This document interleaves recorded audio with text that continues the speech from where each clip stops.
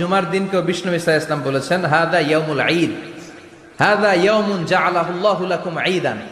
তাবারানির হাদিস। বিষ্ণু বলেছেন এটা এমন দিন যে দিনটাকে আল্লাহ তাআলা তোমাদের জন্য ঈদের দিন হিসেবে ঘোষণা দিয়েছেন। পড়েন আলহামদুলিল্লাহ।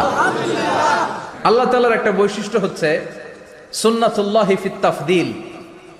এক এক জিনিসের উপর আল্লাহ এক এক জিনিসকে বৈশিষ্ট্যমণ্ডিত করেন, মর্যাদা দান করেন। ফাদ্দালা জামানান আলা জামান কামা ফাদ্দালা মাকানান আলা মাকান, ইনসানান আলা ইনসান। আল্লাহ ব্যক্তির উপর ব্যক্তিকে প্রাধান্য দেন, আল্লাহ সময়ের উপর সময়কে প্রাধান্য দেন, আল্লাহ স্থানের উপর স্থানকে প্রাধান্য দেন। এটা আল্লাহর সুন্নাত।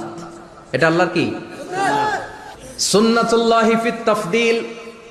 ফাদ্দালা জামানান আলা জামান কামা ফাদ্দালা মাকানান আলা মাকান, ইনসানান আলা ইনসান। পৃথিবীর সব মানুষগুলো এক রকম নয়, এক মর্যাদার নয়। আবার লক্ষাধিক নবী